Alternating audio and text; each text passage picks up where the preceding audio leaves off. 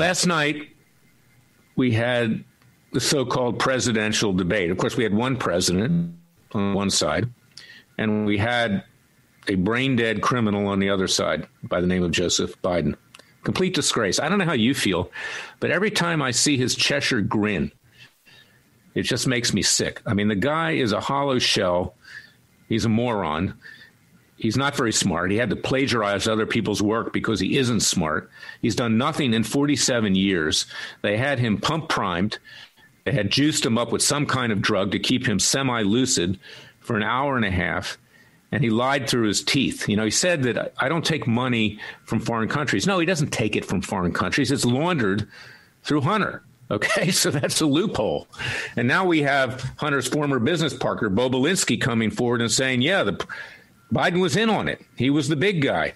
You know, the president had a number of opportunities there where he could have really slammed Biden to the mat. I thought, you know, he did a decent job. But when Biden gets up and says, the American people know that I'm the honest one, I'm the one with integrity, man, he could have just, you know, cut Biden a new one at that point. But the debates are not a be all and end all. And the American people need to understand, as I've said before, no matter who wins this election, and of course, I personally hope it's the president, is that this will not stop the downward slide in this country. And I talk about that in my weekly radio show this week with Charles Butler, a black radio talk show host who's extremely bright and very funny. He had to tone it down a little bit on Radio America, but, you know, in his own show, he lets it rip. He's kind of like the Howard Stern of political talk. I mean, not as filthy as Stern, I'll tell you, he's not filthy at all. But he lets it rip, and we need to let it rip. We, the American people, can't mince words anymore. We know that every branch of government is corrupt. We know that even the executive branch of government has tried to remove Trump for 4 years. They work against him. And even the people that appear to be on his side, the Republican establishment, the Federalist Society that feeds him names of judges that, frankly, you know, are watered down nothing. I mean, they're people who got their jobs because of political campaign contributions. I've been in front of 8 of them so far. They're worthless, and they're almost as corrupt as the Clinton and Obama appointees. Is that we, the American people, have been left defenseless.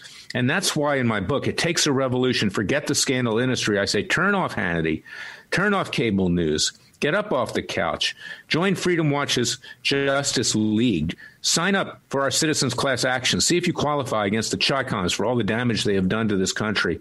Join americassheriff.org, which I just started with Sheriff Joe Arpaio and Demetric Penny, a brave African-American policeman in Dallas who was almost killed during the massacre several years ago.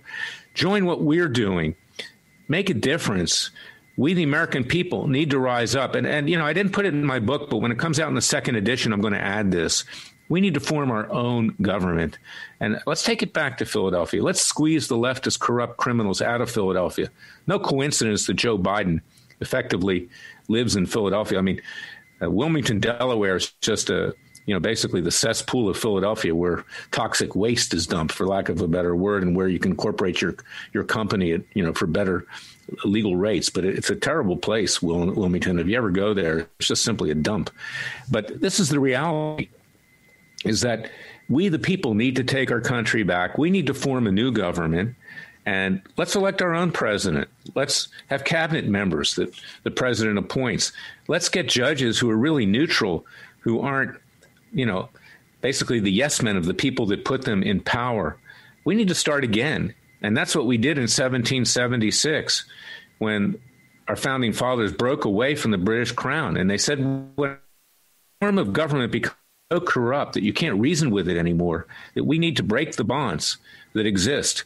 And I'm paraphrasing, and form a new nation. I'm not as eloquent as our founding fathers or as Thomas Jefferson. But that is the most eloquent document ever written. You know, the Bible, I love the Bible. It's super important. I could be more of a scholar of it. I confess I'm a Jewish Christian, and I believe deeply in Jesus as our Savior. And even though I'm Jewish, I'm both. And Christ was a Jew. He was the greatest Jew that ever was. And he was a rabbi. And the reality here is that we need to get back to following his word and the Father's word. And we need to leave the criminals do their own thing. So get my book.